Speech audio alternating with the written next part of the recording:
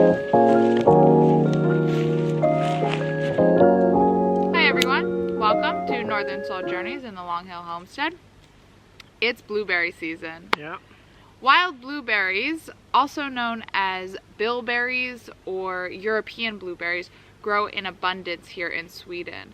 So there is no shortage of them. They are a lot smaller than a traditional American blueberry, but they're packed with flavor and nutrients. Our long-term goal here at the Long Hill Homestead is to be as self-sufficient on food as possible. Blueberries, bilberries, or whatever you want to call them, lingonberries, cloudberries, and other types of things you can harvest in the forest. It is a really good way to start being self-sufficient because they're growing in abundance here. We're out picking, and where we're sitting here, we can just take these little ones, eat them, end up with blue fingers and blue mouths. Last year, we actually ate only jam and juice that we foraged and made ourselves at home. We were so proud that we were able to do that. So we're hoping to hit that same goal this year and actually pick even a little bit more. The Swedish law, known as allemansrätten, also known as the right of public access, means that we're not confined to pick berries only on our land. We are allowed to, without asking permission, go to anyone's land. And to be honest, it's not like we're fighting over berries here. You can't step without stepping on a blueberry plant.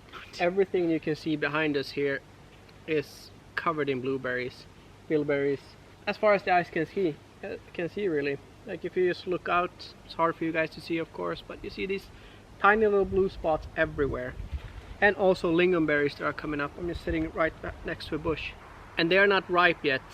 They are still these greenish little berries, but in a could be a month maybe, we'll be able to harvest just as much of the lingonberries. We do not sit there and pick one berry at a time. It's too time consuming. Instead, we use these berry pickers. You will find these at every Swedish supermarket at this time of year. Or gas station. Or gas station.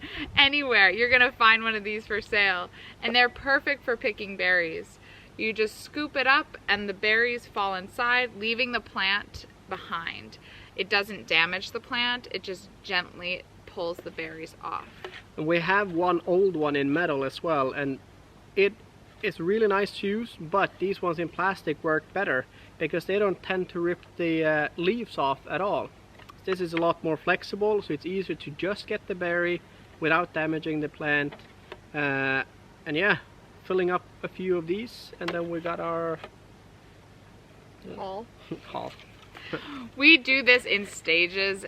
It would be too time consuming to sit here and pick all the berries we need for the season in one go. So we go out for about an hour to a couple times, or about an hour to once a week, twice a week, something like that.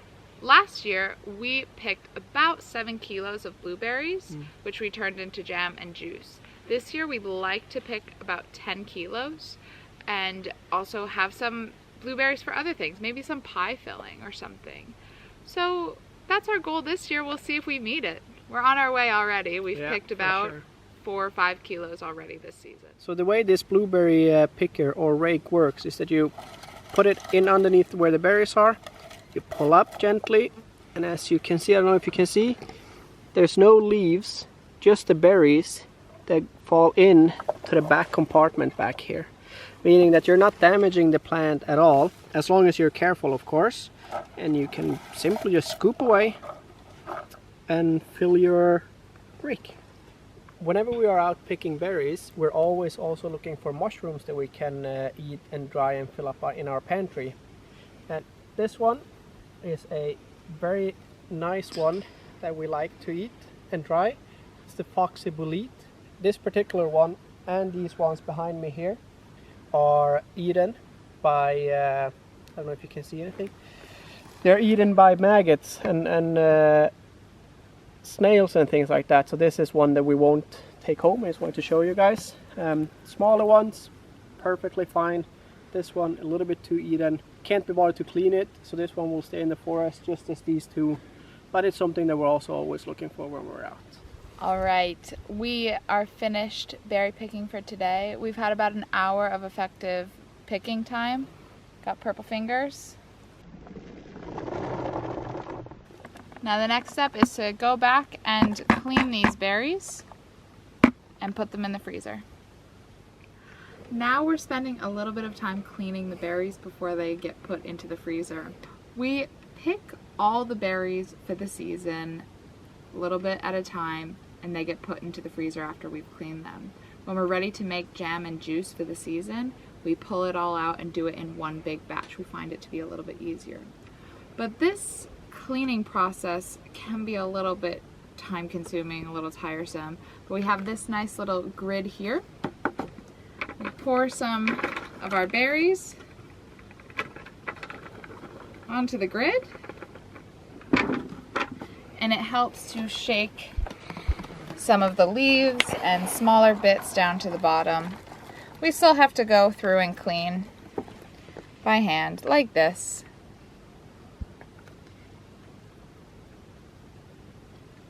And then put it into the bag. Once we've cleaned everything, we'll pour it in.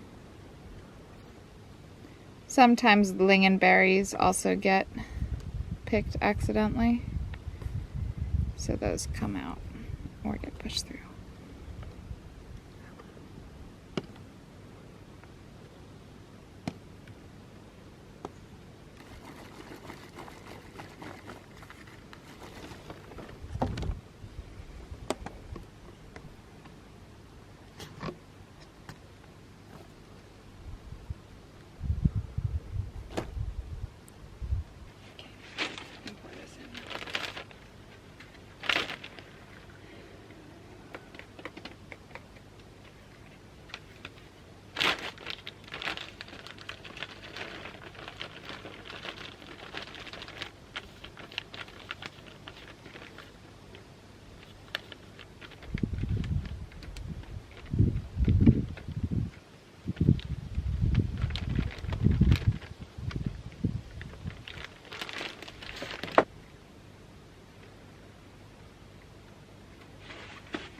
Okay.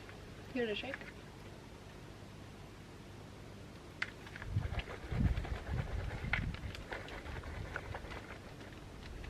Yeah.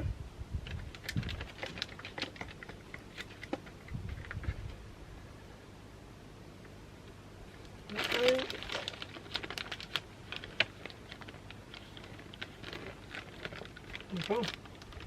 Wanna go give it a rinse? Yeah.